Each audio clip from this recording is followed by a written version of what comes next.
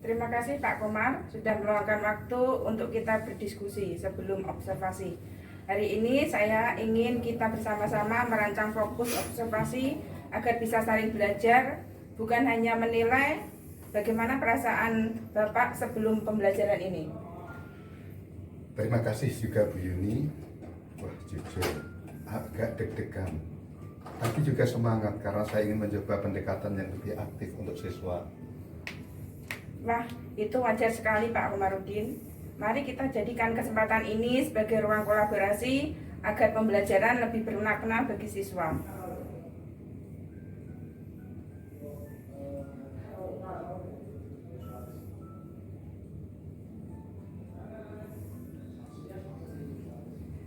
Boleh Pak ceritakan apa tujuan pembelajaran utama pada topik ini? Pada topik ini saya ingin siswa tidak hanya memahami konsep, tetapi juga bisa mengaplikasikannya dalam kehidupan sehari-hari. Bagus, jadi ada aspek berkesadaran. Siswa tahu apa yang dipelajari dan mengapa penting. Menurut Bapak, bagaimana dari tujuan itu yang paling menantang bagi siswa? Ini mungkin saat menghubungkan teori dengan pengalaman nyata, karena biasanya mereka cepat lupa setelah praktik. Menarik. Jadi nanti kita bisa jadikan itu sebagai fokus observasi. Strategi apa yang Bapak Komarudi rencanakan agar siswa bisa lebih aktif dan pembelajaran terasa bermakna?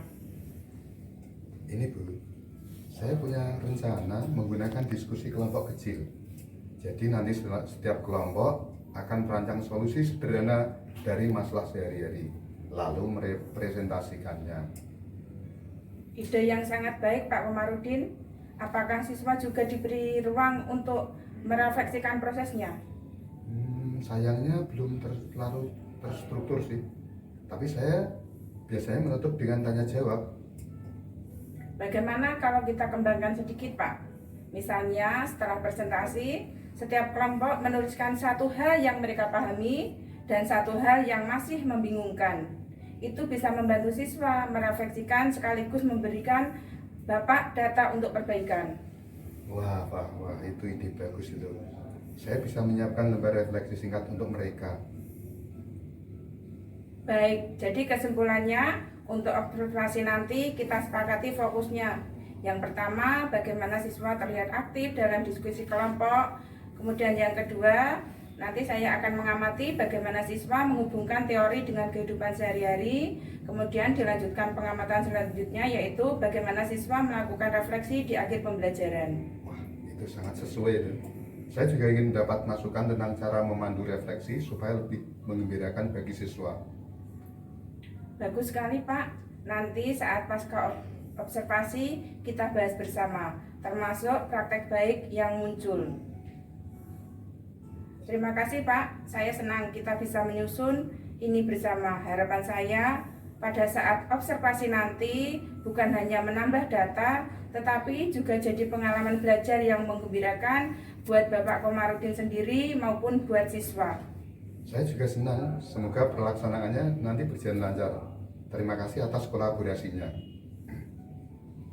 Pre-memori pasca observasi. Terima kasih Pak sudah melaksanakan pembelajaran tadi. Sebelum saya menyampaikan pengamatan, bagaimana perasaan Bapak Komarudin saat proses mengajar berlangsung? Alhamdulillah, lega karena berjalan cukup lancar. Meskipun saya sempat merasa siswa kurang fokus di awal kegiatan kelompok. Itu hal yang sangat wajar Pak Komarudin. Saya senang tadi bisa duduk bersama dalam suasana reflektif untuk melihat kekuatan sekaligus peluang pengembangan. Kalau menurut Bapak Komarudin, bagaimana dari pembelajaran yang sudah tadi Bapak lakukan dengan baik?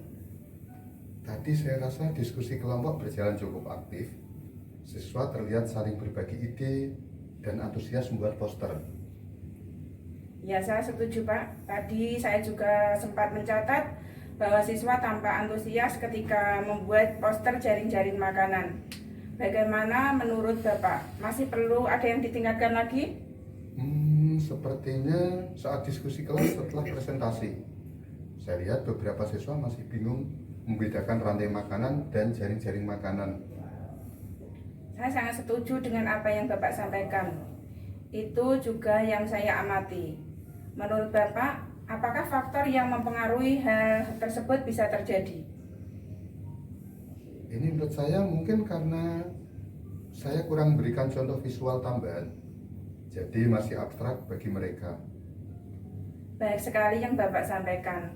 Mari kita lihat hasil catatan observasi yang saya lakukan kepada Bapak saat Bapak mengajar tadi.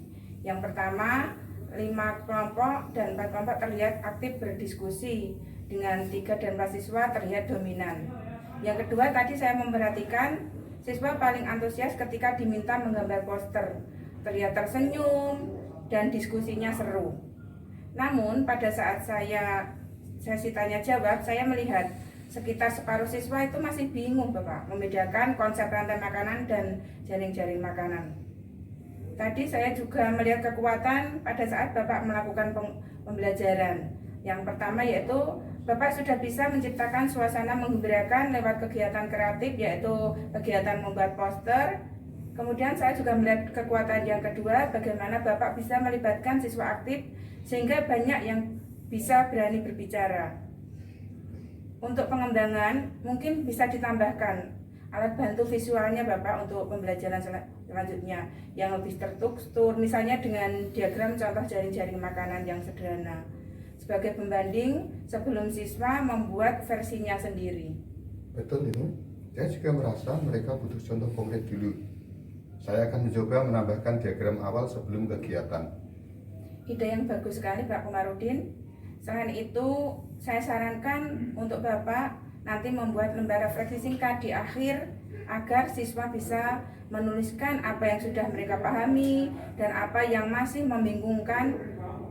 Dengan begitu, kita bisa memastikan pembelajaran juga berkesedaran dan memberi ruang refleksi.